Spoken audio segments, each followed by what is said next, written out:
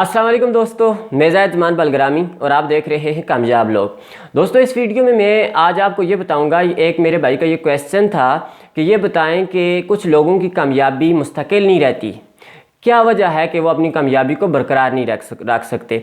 दोस्तों, मुझे आप ये बताएं कि आज आपके हाथ में जो टच फ़ोन है जिससे आप इस वीडियो को वॉच कर रहे हैं, आपका क्या ख्याल है कि जिसने पहला फ़ोन बनाया था वो बिल्कुल ऐसा ही था।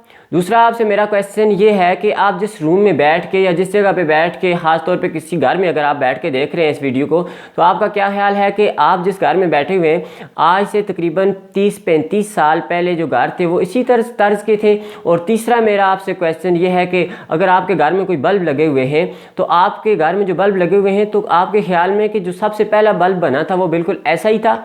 दोस्तों, ये है उस कामयाबी की मुस्तकिल ना रहने की वजह, क्योंकि हमारे जो प्रोडक्ट्स होते हैं, हमारी जो स्किल्स जो होती हैं वो पुरानी होती हैं। इस वजह से क्या होता है कि हम टिक कर काम नहीं कर पाते। अगर आप कोई टीचर हैं या कोई बिजनेसमैन है, कोई भी आपका प्रोफेशन है, तो आप उसको अपग्रेड करें। आप जब तक उसको अपग्रेड नहीं करते, तो इस वजह से क्या होता है कि आपका जो प्रोफेशन होता है, वो कोई भी या बिजनेसमैन है, तो वो क्या होता है, कामयाब नहीं होता बल्कि नाकाम हो जाता है। इसलिए माशरे में अगर आप देखें तो एक दुकानदार है, अगर वो 5 साल पुरानी चीज़ें दुकान पे लगा कर बैठ जाए और ये तवक्का करे कि मुझसे ये कोई ख़रीदेगा, मेरे ख्याल में अगर उसके पास कोई पुराना 5 साल पहले का कोई बुज़ुर्ग या कोई ऐसा बंदा आ जाए, वो ले सकता है। वैसे नया आने वाला बंदा, मेरे ख्याल में अक्लमंद बंदा, उससे कभी भी चीज़ नहीं खरीदेगा। इसलिए जब अगर एक टीचर भी होता है, तो उस टीचर के आगे भी जो उसके स्टूडेंट होते हैं वो भी कस्टमर के तौर पर होते हैं।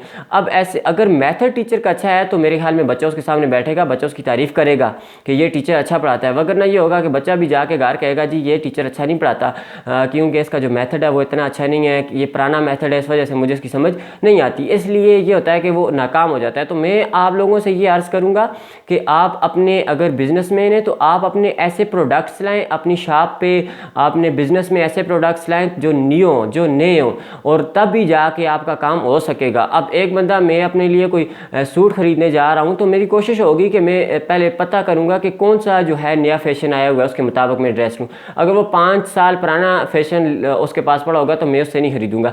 इसलिए क्या करें कि अपने प्रोफेशन में, अपने बिजनेस में नई चीज़ें लाएं, ताकि ये हो कि सोसाइटी को नई चीज़ें जब मिलेंगी, तो फिर इस तरह से ये होगा कि आपकी मांग बढ़ेगी। अगर आपका बिजनेस है, तो बिजनेस में आपके जो प्रोडक्ट्स हैं उनकी मांग बढ़ेगी। अगर आपका कोई प्रोफेशन है, आपकी स्किल्स अच्छी हैं, न्यू स्किल्स हैं, आपका अगर टीचर हैं तो मेथड अच्छा है, नया है, तो उससे ये होगा कि जो स्टूडेंट्स हैं वो आपकी तरफ खिंचे हुए आएंगे। तो इसलिए ये मैं आपको बताना चाह रहा था कि हम लोग अपने जो प्रोफेशन होते हैं, हमारा जो बिज़नेस होता है, कोई भी काम होता है, उसमें हम जिद्दत नहीं लाते, उसको हम अपग्रेड नहीं करते, जिसकी वजह से हम नाकाम हो जाते हैं। तो इसलिए मैं आपसे ये गुजारिश करूँगा कि अपने बिज़नेस को, अपने स्किल्स को क्या करें, अपग्रेड करें, तभी आप टिक कर काम कर पाएंगे। उम्मीद करता हूँ कि वीडियो आपको पसंद आई होगी, आपके लिए करामत साबित होगी। अल्लाह आप सबके लिए आसानियाँ पैदा करे। बहुत बहुत शुक्रिया।